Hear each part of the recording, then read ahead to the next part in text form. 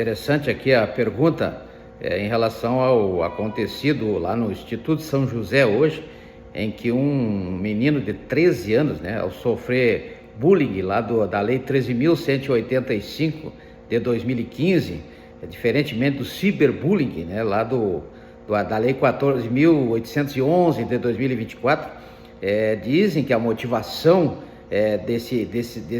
dessa ação praticada por esse menino foi exatamente a questão do bullying, né? O importante é que ele é menor de idade, tem 13 anos, né? Lá no artigo 2º da Lei 8.069 de 90, diz que abaixo de 12 anos é criança, né? Acima de 12 anos é adolescente, mas ambos estão protegidos aí por um procedimento especial regulado pela Lei 8.069 de 90, como precede aí o artigo 227 da Constituição Federal. Então, ele sendo menor de idade, ele não cometeu crime, né? Ele é inimputável, como prevê o artigo 228 da Constituição Federal, como prevê o artigo 27 do Decreto-Lei 2.848 de 40, né? O nosso Código Penal, e também o artigo 104 da própria Lei 8.069 de 90, que é o ECA, né, o Estatuto da Criança e do Adolescente. Então, o procedimento é diferenciado. Ele sendo menor, ele não cometerá, então, ele não cometeu nenhum crime, né? Ele cometeu sim um ato infracional, como está no artigo 103 da Lei 8.069 de 90, e cometendo o ato infracional, ele não pode ser preso, né? Ele não pode ser preso, então ele vai ser apreendido, se for o caso. Ele pode até ficar preventivamente apreendido por no máximo de 45 dias, como prevê o artigo 108 da Lei 8.069 de 90.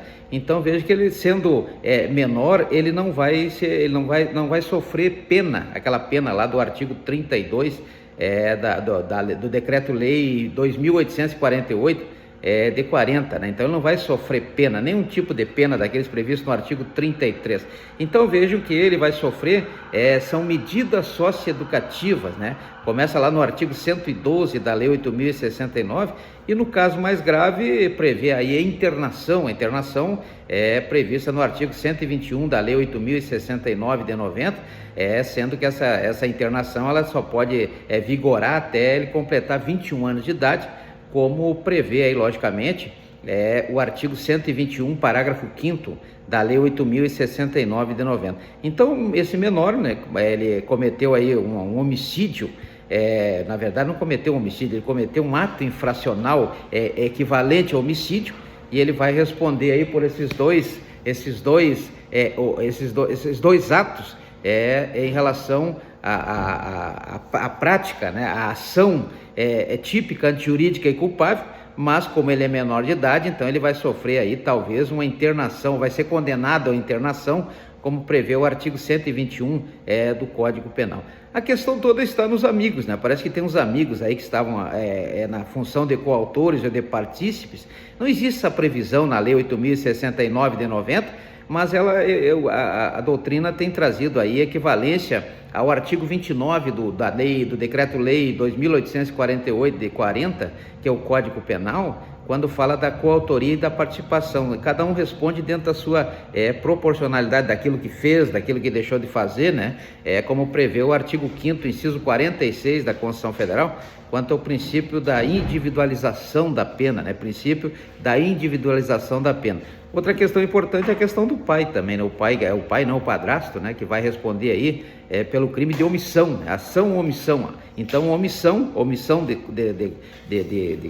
cautela é um crime previsto na Lei 10.826 de 2013, essa Lei 10.826, lá no artigo 13, né? Omissão de tutela. Então veja que o crime, como prevê o artigo 5º, inciso 39 da Constituição Federal e o decreto 3.914 de 41, é toda ação ou omissão típica, antijurídica e culpável. Por isso que o padrasto vai responder, né, nessa questão aí por esse crime do artigo 13 da Lei 10.826 de 2003, né, o Código do Desarmamento, né? Então vejo que temos várias situações aí que deverão evoluir, mas tudo vai depender, logicamente, do que prevê o artigo 239 do decreto 3689 de 41, nosso Código de Processo Penal, os indícios que forem aparecendo.